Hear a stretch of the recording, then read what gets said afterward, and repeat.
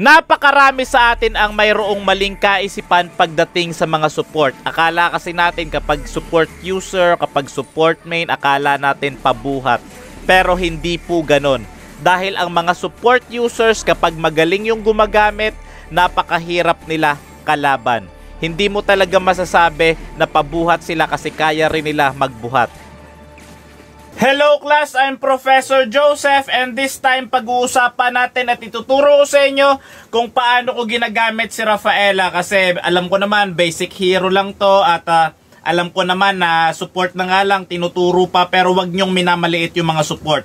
At ang mga support hindi na nila kailangan ng napakaraming kills upang patunayan na kaya nilang bumuhat. Assist lang at konting deaths, okay na yon. At kakaiba yung emblem set ko sa kanya at build ko sa kanya. Pero higop muna ako kape bago ko ipagpatuloy yung ginagawa ko. Ito ang kakaibang emblem ko kay Rafaela. Basic common emblem na may Vitality, Wilderness Blessing, and Focusing Mark. Basic common emblem dahil sa nabibigay nitong mana and HP regen. Alam naman natin si Rafaela mabilis maubusan ng mana pero alam ko hindi yan sapat kaya lalagyan pa rin natin mamaya ng Thunderbelt pansuporta sa mana regen.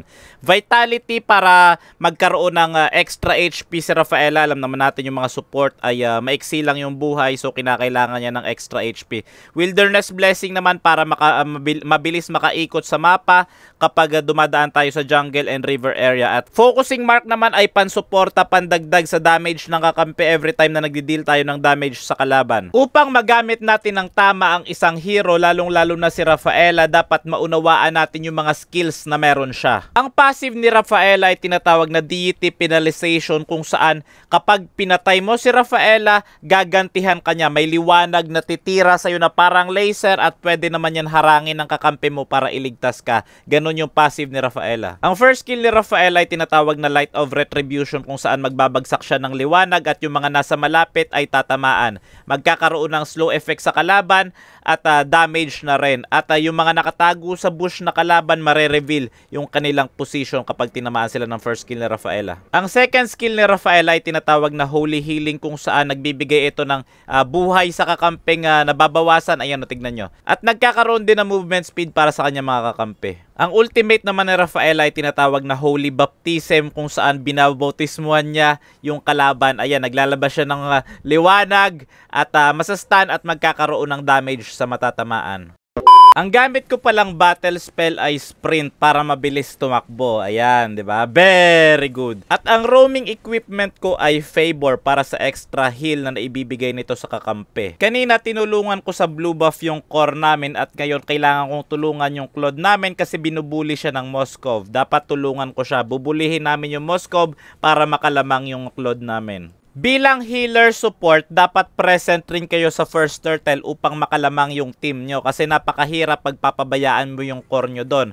Kapag malapit na mag 2 minutes, dapat nandun ka talaga papunta sa turtle para makatulong ka sa kanila at ito ang mangyayari. Ayan o, tignan nyo, napakatapang ng alpha namin at yung Amon dito ay mabibigyan, mamamatayan sa kamay ko at hindi ko yun papatakasin kasi yung first skill ko may slow yan at yung second skill ko naman may extra movement speed yan at tinipihan ko yan sa mukha para damang-daman niya yung sakit at para lalo silang mainis, lalo silang maasar, dapat talaga tipitipihan kasi nakakasira ng concentration yan sa kalaban. Kapag mahina yung utak niya tapos tinipihan mo siya, magiging apektado siya. Masesecure namin yung first turtle at sasamantalahin namin yung early game aggression namin dito, yung kalamangan namin. At tignan nyo mabuti, aabangan ko yung Nana na lumabas sa kanyang passive. Binagsakan ko ng Holy Baptism kaya nakuha ko siya. Ang first core item pala na kukunin ko ay Flask of the Oasis para sa extra healing, shield, and the cooldown reduction na naibibigay nito. Mahalaga rin talaga na tulungan natin yung ating gold laner na sobrang nahihirapan. Ganyan dapat nagtutulungan, hindi yung kaibigan ka lang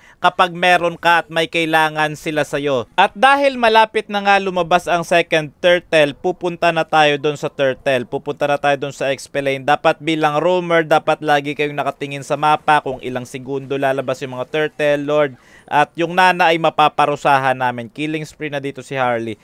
At makakalamang talaga kayo kung sakaling kulang sila pagdating ng turtle or lord fight, ganyan. Kaya mas maganda magpitas muna kayo ng isa o dalawa para payapa nyo makuha yung mga objectives. Yung Thanos, wala naman magagawa yan, nagpakita lang yan siya. Pagkatapos namin dun sa turtle, kinakailangan kong alalayan si Claude. Bilang support, trabaho ko na tulungan yung marksman namin. Ayan, may Flask of the Oasis na ako, kaya mas masusuportahan ko ng husto yung mga kasamahan ko. Ang next item ko ay Thunderbelt dahil meron itong slow effect pagkatapos ko mag-skill tapos ibe-basic attack ko. At may mana regeneration rin ito pang suporta dahil nga mabilis maubusan si Rafaela, hindi sapat yung basic common emblem. At during team fight, kapag support kayo, huwag nyong tatangkihin masyado. Alalay lang, lapit-lapit konti, wag rin lalayo sa kakampi, wag rin lalayo sa kalaban. Ganon kapag support, hindi yung kayo yung tatangke. Kasi naka-hybrid tayo, may magic damage tayo, at meron rin tayong pandepensa.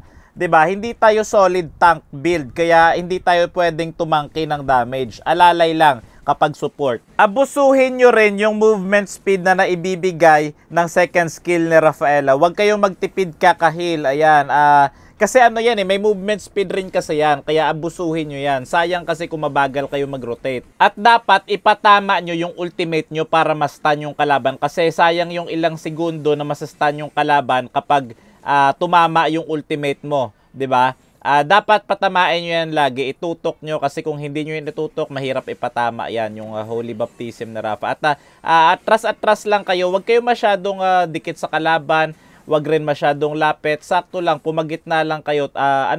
Proper positioning kasi hindi kayo pwedeng tumangke during clash Tapos palagi rin kayong titingin sa mapa at sa paligid. Syempre, ayan, kapag may ganyang uri ng sitwasyon at support kayo, syempre tutulungan nyo yung kakampi nyo. At dahil dyan, mapipitas natin dito si Amon kasi nga nagtutulungan kami. At itong Nana, tinamaan pa ng ulti ko. Meron na rin akong Thunderbelt. At ayan, tinitipitipihan namin sa muka para damang-dama talaga. Ayan, may Thunderbelt na rin ako. Ang next item ko ay Oracle para ma-enhance ang heal at shield na nagmumula dun sa Flask of the Oasis. Para sa sarili ko, okay? Baka mamaya may mag-comment na naman dyan. Yung Oracle, hindi naman yan para padagdagin yung heal sa kakampi. Para sa sarili ko lang po, okay? Very good. Dahil nga mayroon na kaming Lord, hihintayin namin yan. Kaso nagbabakbakan dito yung Claude at Moskov. Buti na lang talaga napitas yung Moskov at yung Claude na natiling buhay. Pero delikado yung sitwasyon niya dahil nandito si Amon at iba pang kalaban sa paligid katulad nila Nana. Ayan, delikado si Claude at wala na rin ako magagawa dyan para tulungan siya. Ayan, buti na lang nakatakas siya. Madula siya, siguro kahit responsibilidad, kayang-kaya niyang takasan. Ayan, ginamit ko rin yung sprint ko at saka yung healing second skill ko. Kasi may mga movement speed yan Mahirap hulihin si Rafaela lalong-lalo na kapag mabilis tumakbo. Lagi niyong tatandaan yan. At susubukan namin basagin itong middle lane. At ganito ang mangyayari. Nahatak ni Ruby at makakakilling spree na ako dito. Bagsak si Amon at yung Moskov sobrang tapang. Pero tinamaan siya ng Holy Baptism. At yung Harley doon, magwawakas ang kanyang buhay. Pero tinamaan si Harley ng flame shot. Kaya titipitipihan ko muna sa mukha. Ayan. Very good. Diba? Very good.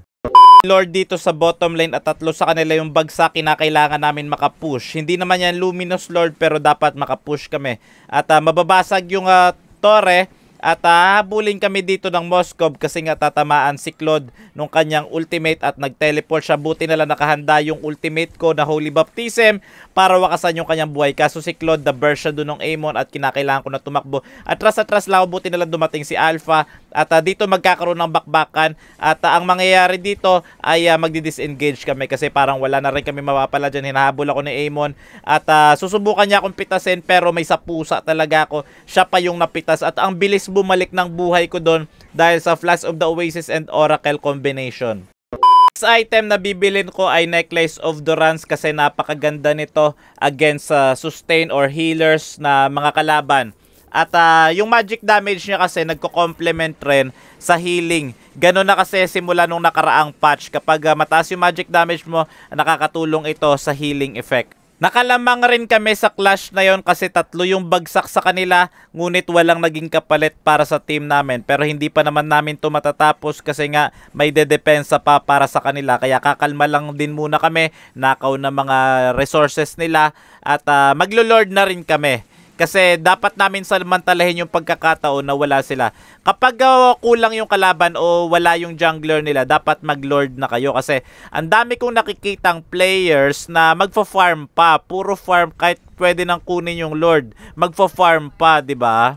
Dahil meron na tayong Necklace of Durance, maka-counter na natin yung Florin at yung Tamus. Sinubukan namin tapusin ngunit hindi talaga kaya, baka maubos lang kami dyan, kaya mas okay pa na mag-disengage lang kami. Ganon lang yon, kapag hindi kayang tapusin, kapag hindi kayang i-end, back na muna kasi mauubos lang kayo dun eh. At ang last item na bubuin ko ay Immortality para may second life. At meron kaming Lord dito sa bottom lane kaso hindi rin naman namin makakapitalize yan kasi wala yung Ruby at malayo yung Claude. So parang sayang lang ang Lord na ito. At dito napunta kami sa alanganin delikadong sitwasyon kung saan ako ay mapaparusahan. Dito ko nakuha yung first death ko. Tinamaan kami dito ni Moskov. Ayan, masakit yung Moskov. Ramdam na ramdam ko na yung sakit. At yan, galit na galit, gigil na gigil sa akin. Yan, tinamaan ako ng ulti niya. Kaya nakapag-teleport siya sa akin. Pero mapipitas na rin naman yan siya. Kaso nga lang, nagkaroon ako ng unang first death. Tignan nyo yung KDA ko. Yan.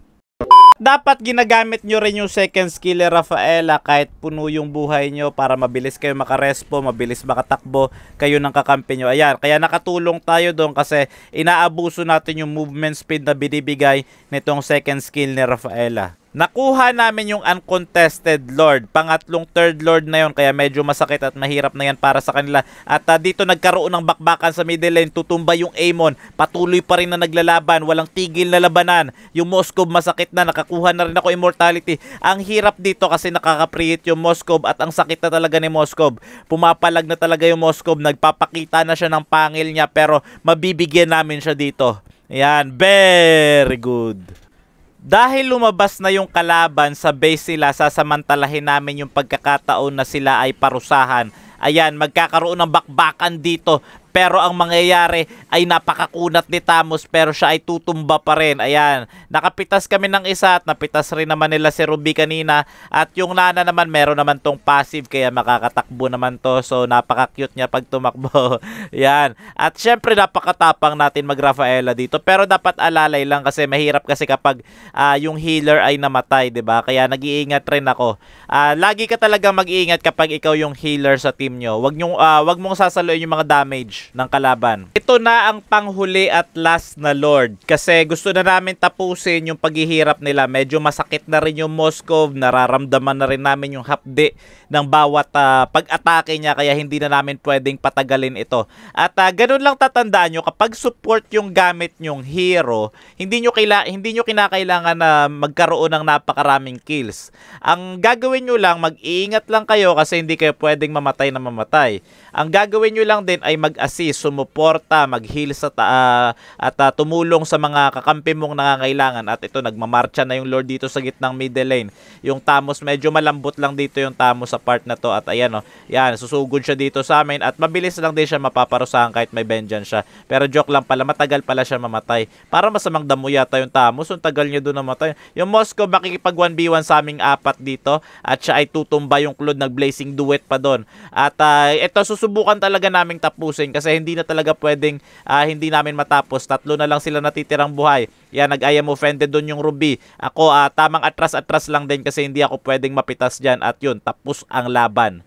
Wala na silang magagawa kasi intention na talaga naming tapusin yun kasi hindi talaga pwedeng tumagal pa yung laban dahil masakit na yung Moskov at syempre ako yung MVP dito. Ganun lang mag-support, tatandaan nyo. Ganun lang lagi tatandaan nyo. Proper positioning, huwag kayo masyadong malalim, huwag masyadong maasim at hindi nyo kinakailangan pumitas na marami. Maraming assist at konting deaths lang yung kailangan nyo at sure na mag-MVP kayo kung kayo ay support Rafaela.